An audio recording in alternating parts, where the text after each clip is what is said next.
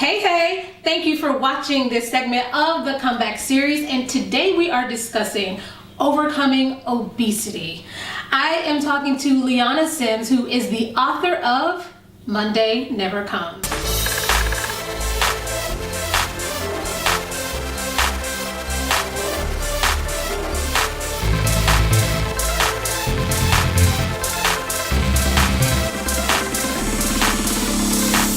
First of all, let's talk about the book. Okay. What is Monday Never Comes? So like you said, I've overcome obesity, and I got the title Monday Never Comes from the idea that a lot of times in the world of health and fitness and weight loss, or the desire to get into those worlds, people will say, I'm gonna start on Monday, I'm gonna go to the gym on Monday, I'm gonna work out on Monday, I'm gonna diet on Monday. And Monday comes and goes and comes and goes, and you realize that you didn't make that special moment happen on that Monday.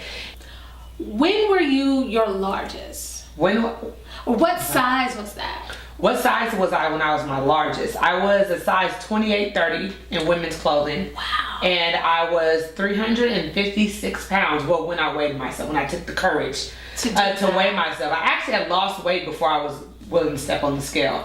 But yeah, I was pushing 400 pounds at my largest. How did you get to almost 400 pounds? You don't think, how did I get to 400 pounds? You look up and you're almost 400 pounds. The reality of emotional eating did play a role, you know, in my life, but I can't say it started with emotional eating. But what you find is if eating is your happy place, you know, and you're gaining weight, and in the gaining weight process, you're being made fun of as a kid, you're being ostracized, there's pain. At any point in life, we're always seeking the alleviation of pain, the relief, right? So for me, if food became my happy place, and I didn't think about this then, you know, in hindsight, if food is my happy place, then you're always gonna, you know, go back to where you feel most at ease, most comfortable. So I can't tell you what started or launched my process, but I know that it becomes a cycle of, well, I don't think I can lose the weight, you know, I'm getting bigger and bigger, and it just, you know, feels impossible.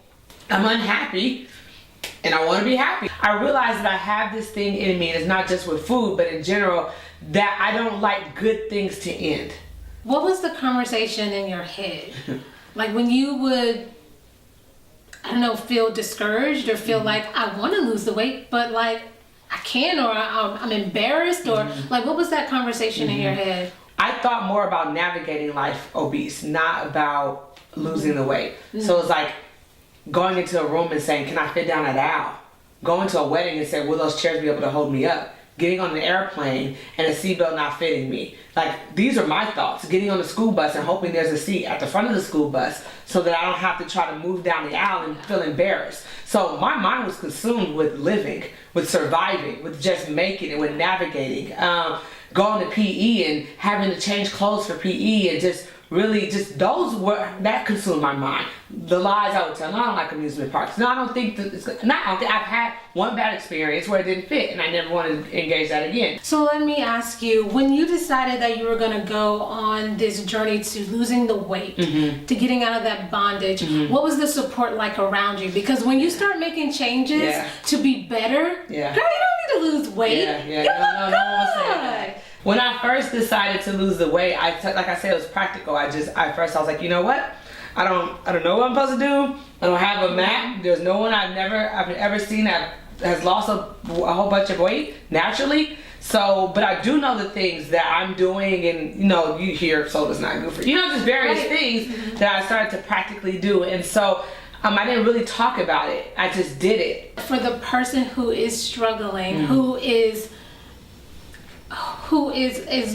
going to food for that comfort, for that love, for that feeling, what is the first step they can take to change their life? I would say, first of all, be kind to yourself. Yes. Be kind to yourself. Stop beating up on yourself. You're not a failure. You're not all those things you told yourself. And the only way you're going to get out of here is when you change that script that you're playing in your mind. You know? And I would say also that I believe you climb the mountain one step at a time. You know? And a lot of times people are overwhelmed because they're thinking about the destination.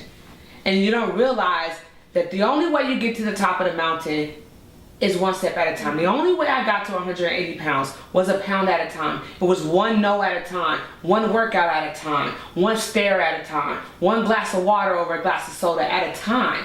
You know, and so stop looking at where you're trying to go, because sometimes that can scare the mess out of you. And just make the next right decision today. And that could be a variety of things. That could be getting into OA, Overeaters Anonymous. That could be getting therapy and not eating the soda. It can go grocery shopping and meal prep while you have accountability, while you're journaling your emotional issues. So it's not a one or the other. It's something that it's a package deal. Yeah. Yay! Thank you so much. You're welcome. Wow. You blessed me. Thank you so much.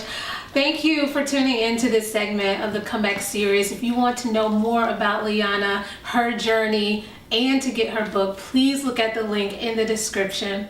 I'll see you next time.